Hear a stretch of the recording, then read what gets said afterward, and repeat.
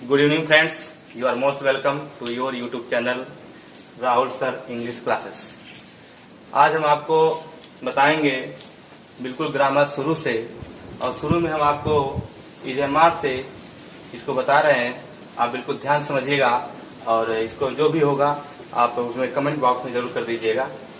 तो गाइस, हम जानते हैं कि जब भी हमको कुछ सीखना होता है, बिल्कुल कोई भी चीज अगर शुरू से सीखें तो सब कुछ सीख सकते हैं। यहाँ हम आपको इजमार के बारे में बताना चाहेंगे। इजमार जिसका हिंदी में अर्थ होता है हूँ हो, हम सभी जानते हैं। इसको हेल्पिंग वर्ब बोला जाता है, यानी सहायक क्रिया। सहायक क्रिया अर्थात अगर सीधी भाषा में समझे तो ये सब्जेक्ट की सहायता करता है, ठीक है। तो इसलिए हम इसको सहायक क्रिया बोलते हैं। और सब्जेक्ट क्या होता है? सब्जेक्ट को मतलब होता है कि कर्ता।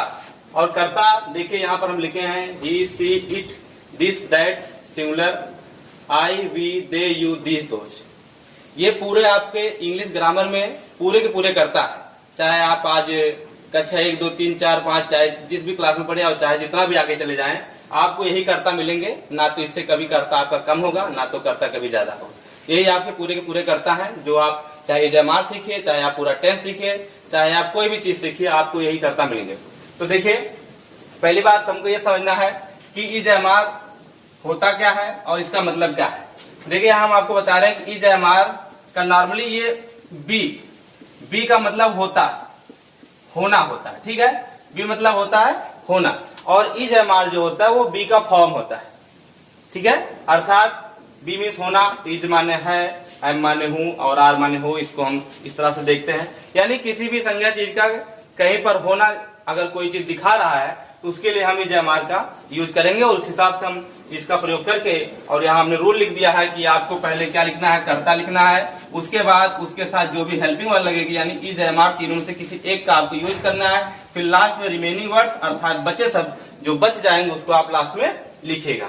तो देखिए, हमने यहाँ पर बता दिया कि ही, सी, इट, दिस, दैट और singular number. Singular number means कोई किसी का नाम हो या फिर कोई ऐसा व्यक्ति हो जो अकेला हो, ठीक। और उसके बाद आई के साथ हम एम का प्रयोग करेंगे, we, they, you, this, those, इनके साथ हम आर का प्रयोग करेंगे। रूल हमने यहाँ पर लिख दिया है कि पहले आपको कर्ता लिखना है, फिर उसके हिसाब से यहाँ जैसे हमने बता दिया है कि क्या लगाना है। आपको ये देखिएगा, इज लिखना है, एम लिखना है या आर लिखना है। लास्ट में जो बच जाएगा आप उसको लिखोगे। फॉर एग्जाम्पल, यहाँ पर हम आपको एग्जाम्पल दे रहे हैं कैसे ये बनाएंगे हम। जैसे मान लीजिए छोटा सा सेंटेंस, राम एक अच्छा लड़का है। अर्थात यहाँ पर राम के बारे में बताया गया कि राम एक अच्छा लड़का है। इस सेंटेंस को हम बनाएंगे कैसे? First of all we have to write subject, यानी पहले हमको कर्ता लिखना है। कर्ता कौन है? जिसके बारे में कुछ बताया जाए। अर्थात अगर किसी को कर्ता ना समझ में आए तो सीधा ऐसे पूछे कि मतलब जो है कौन, आप वाक्य में कौन लगाकर संज्ञा सवाल करिए, जो जवाब आएगा वही कर्ता कहलाए। जैसे मान लीजिए राम एक अच्छा लड़का है, हमने पूछा, हमको मालूम नहीं चल रहा कि इसमें कर्ता कौन है, हमने कहते कौन अच्छा लड़का है, तो जवाब आया राम। इसका मतलब क्या हो जाएगा कि राम इसमें सब्जेक्ट है, तो हम पहले क्या लिखेंगे, राम लिखेंगे। तो यहाँ पर हमने क्या लिख दिया, राम, सब्जेक्ट हो गया। अब बारी है इजमार, तीनों तो हम लिखेंगे नहीं, तीनों में से किसी एक को लिखेंगे। तो अब ये हम देखेंगे कि इज लिखें कि एम लिखें कि आर लिखें। तो देखिए, जैसा कि हमने यहाँ पर बता दिया कि इज किसके साथ लगेगा, सिंगुलर नंबर के साथ, यानी एक वचन करता। तो राम एक वचन करता है, जिसके साथ क्या लग जाएगा, इज लग जाएगा। उसके बाद क्या बचा है, बचे सब। देखिए, पहले नंबर पर हमने इसको लिख दिया, फिर लास्ट में समझिए इसको लिख दिया हमने, इज हो गया। अब बचा क्या है, एक अच्छा लड़का। तो जो चीज जैसे लिखी है वो ऐसे लिख दीजिए। ए मीन्स क्या होता है, एक, और गुड मीन्स अच्छा, बॉय मीन्स लड़का, ठीक है। और दूसरा एग्जाम्पल जैसे मान लीजिए, तुम बहुत अच्छे डॉक्टर हो, ठीक। तुम बहुत अच्छे डॉक्टर, ये सेंटेंस है। अच्छा डॉक्टर कौन है, तुम। इसका मतलब सब्जेक्ट कौन होगा, तुम, यानी हमको तुम कह रही सबसे पहले लिखना है। तो तुम कह रही क्या होता है, आप सभी जानते हैं, यू मीन्स होता है तुम या आप। तो हम यहाँ पर क्या लिखेंगे, पहले यू लिखेंगे। अब यहाँ पे सब्जेक्ट हो गया, उसके साथ हमको क्या लिखना है, इज, एम या फिर आर। अब हमको ये देखना कि यू के साथ हम इज लिखें या एम लिखें या फिर आर लिखें। तो देखिए, हमने सामने लिख भी दिया कि यू के साथ लगेगा क्या। देखिए, यू के साथ क्या लिखा हमने, आर लिख दिया ना, ध्यान से देखिएगा, आर लिखा है, तो यू के साथ हम यहाँ पर क्या लिख देंगे, आर, ठीक है। यानी सब्जेक्ट हो गया यू और आर हो गया इसकी हेल्पिंग वर्ब। अब क्या लिखा है, बचे सब। देखिए बचा क्या, तुम कर जी हो गया और हो कर जी हो गया। अब बचा क्या, बहुत अच्छे लड़के, यानी वेरी मीन्स होता है बहुत, गुड मीन्स होता है अच्छे, और डॉक्टर मीन्स होता है फुल स्टॉप। ओके, समझ में आ गया होगा। आशा करते हैं कि आपको ये सेंटेंस समझ में आ गया होगा। अब देखिए हम आई एम, इसका एक सेंटेंस आपको समझाते हैं। जैसे मान लीजिए मैं एक अमीर किसान हूं, ठीक, मैं एक अमीर किसान हूं, तो इसमें सब्जेक्ट कौन हो गया, मैं। आपको मैं कर क्या लिखना है, आई लिखना, आई मीन मैं। उसके साथ आई के साथ हम क्या लगाएंगे, आई के साथ हम क्या लिखेंगे, देखिए यहाँ पर हमने लिखा आई के साथ, यहाँ पर एम लिखा जाएगा, तो यहाँ पर हमने क्या लिख दिया, आई एम। ओके, फिर बचा क्या है, एक अमीर किसान, तो ए मीन्स हो गया एक, रिच मीन्स हो गया अमीर, और फार्मर मीन्स हो गया किसान। इस तरह से आप इस एमआर के सिंपल सेंटेंस जो होते हैं आप बिल्कुल इजीली उसको बना सकते हैं।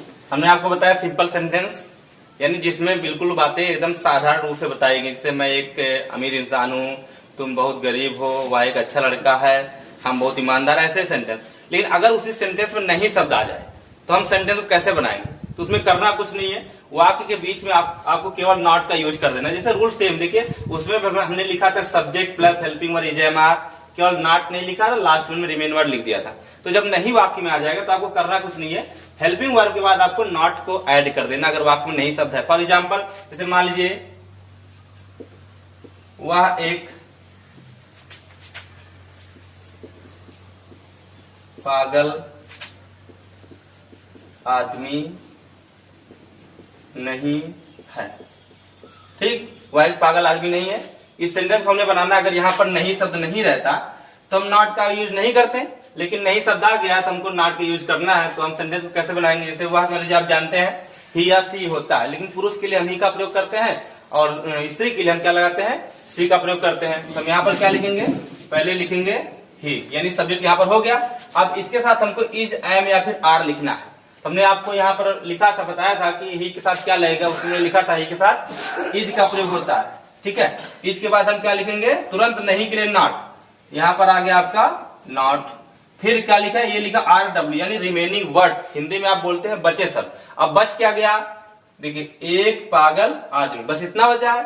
तो एक का अंग्रेजी क्या होता है स्पेलिंग, ए मीन्स होता है एक, और पागल का होता है मैड, और आदमी का होता है मैन। आप जानते हैं he is not a mad man, वह एक पागल आदमी नहीं, ठीक है। और उसी तरह हम आगे बात करेंगे इंट्रोगेटिव सेंटेंस। इंट्रोगेटिव सेंटेंस को हिंदी में कहते हैं प्रश्नवाचक वाक्य, ठीक है, प्रश्नवाचक वाक्य, अर्थात वाक्य में प्रश्न पूछा जाएगा। और प्रश्न कैसे पूछा जाएगा, देखिए प्रश्न पूछने के दो तरीके होते हैं। पहली बात तो हम शुरू में क्या लगाकर सवाल करते हैं, तो उसका हमको जवाब देना पड़ता है हाँ या ना में, ठीक है, उसको हम बोलते हैं यस और नो टाइप क्वेश्चन। और दूसरा हम बोलते हैं डब्ल्यूएच टाइप सेंटेंस, उसको बोलते हैं जिसमें प्रश्नवाचक शब्द का हम प्रयोग बीच में करते हैं, ठीक है, तो उसका एक सेंटेंस बनाकर जवाब देना पड़ता है। तो हम यहाँ पर ऐसी बात कर रहे हैं कि इंट्रोगेटिव सेंटेंस यानी प्रश्नवाचक वाक्य, जिसके शुरू में क्या शब्द रहेगा उसको हम कैसे बनाएंगे। अगर वाक्य के शुरू में क्या शब्द आ गया तो कभी भी आप भूल कर भी क्या का अंग्रेजी मत लिखिएगा, अर्थात व्हाट आप यूज नहीं करोगे, और उसकी जगह पे क्या होता है, उस सेंटेंस की जो हेल्पिंग वर्ब होती है वही पहले आ जाती है, बस उसका क्या का मतलब हो जाता है। जैसे मान लीजिए क्या सुधीर उसके मित्र नहीं है, ठीक, और लास्ट में क्वेश्चन मार्क यूज आपको करना है, क्या सुधीर उसके मित्र नहीं है। तो देखिए शुरू में क्या लिखा है ना, इसका जवाब हम केवल हाँ या ना में देते हैं, क्या सुधीर उसके मित्र नहीं, तो अगर होंगे तो आप बोलोगे यस, और नहीं होंगे तो बोलोगे नहीं। तो हम इसको बनाएंगे कैसे, अंग्रेजी में इसको कैसे बोल सकते हैं, तो हमको पहले क्या लिखना है, हेल्पिंग वर्ब। हेल्पिंग वर्ब लिखने के लिए आप पहले तुरंत देखिए वाक्य में कर्ता कौन है। जब तक आप कर्ता का पता नहीं लगाओगे तब तक आपको ये नहीं समझ में आएगा कि इसमें कौन सी सहायक क्रिया लिखना है। जैसे मान लीजिए इसमें बोला गया क्या सुधीर उसके मित्र नहीं है, यहाँ पर क्या है, सुधीर के बारे में पूछा गया, तो सुधीर क्या अकेला नाम है, तो अकेला नाम के साथ आप जानते हो इज का प्रयोग होता है। तो हम पहले क्या लिखेंगे, हेल्पिंग वर्ब की जगह हम क्या लिख देंगे, इज। ओके, इज के बाद हम कर्ता लिखेंगे, कर्ता कौन है, सुधीर है, तो हमने यहाँ पर क्या लिख दिया, सुधीर लिख दिया।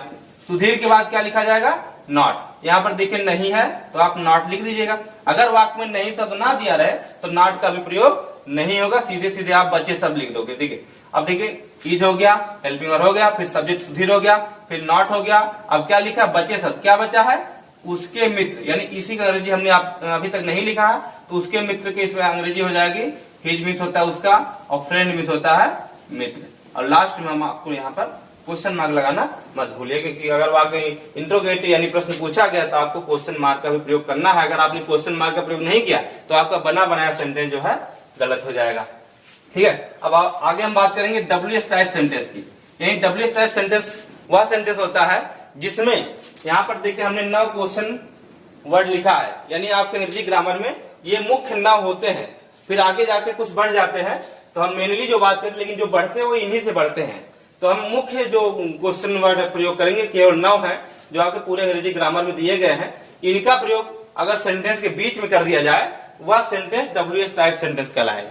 ठीक है, तो ऐसे वाक्य को बनाने के लिए आपको जो प्रश्नवाचक शब्द वाक्य के बीच में रहेगा उसी का प्रयोग सबसे पहले अंग्रेजी लिखना है। ध्यान दीजिएगा, जो भी क्वेश्चन वर्ड वाक्य के बीच में रहेगा उसकी अंग्रेजी आपको सबसे पहले लिखना है।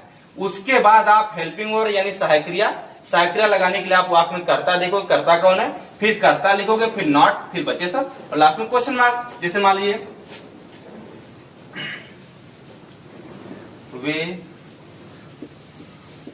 वे सब लड़के स्कूल में क्यों नहीं है। अब देखिए, ठीक है, देखिए हमने लिख दिया वे सब लड़के स्कूल में क्यों नहीं। हमने बताया आपको कि अगर वाक्य के बीच में कोई क्वेश्चन वर्ड आ जाता है वो सेंटेंस WH टाइप होता है। तो ऐसे वाक्यों को बनाने के लिए हमको सबसे पहले क्या करना है, हमको यही जो क्वेश्चन वर्ड लिखा है सबसे पहले हमको इसी की अंग्रेजी लिखना है। जैसे क्यों यहाँ लिखा है प्रश्न के शब्द ना, तो सबसे पहले देखिए रूल में हमने लिखा है क्वेश्चन वर्ड, तो सबसे पहले क्या लिखेंगे, क्यों। क्यों अंग्रेजी क्या होता है, वाई होता है, वाई मीन्स होता है क्यों। उसके बाद हम हेल्पिंग वर्ब यानी सहायक क्रिया का प्रयोग करेंगे। तो सहायक क्रिया लगाने के लिए हम ये देखेंगे वाक्य में कर्ता कौन है, कर्ता कौन है, वे सब लड़के करता है। वे सब लड़के के साथ क्या लगेगा, आर लगेगा, यानी बहुवचन करता है। यहाँ पर हम क्या लिखेंगे, आर। आर के बाद सब्जेक्ट, सब्जेक्ट यानी वे सब लड़के। दोज मीन्स होता है वे सब, और बॉयज मीन्स होता है लड़के। फिर क्या लिखा है, नॉट, यानी नहीं के लिए नॉट आप यहाँ पर लगाइए। अगर नहीं नहीं होता तो आप नॉट नहीं लिखते। ठीक है, उसके बाद क्या लिखा है, बचे सब, क्या बचा है, स्कूल में। लास्ट में हम इन द स्कूल, लेकिन उसके बाद आखिरी में क्वेश्चन मार्क लगाना मत भूलिएगा। ठीक है, थैंक्स फॉर वॉचिंग दिस।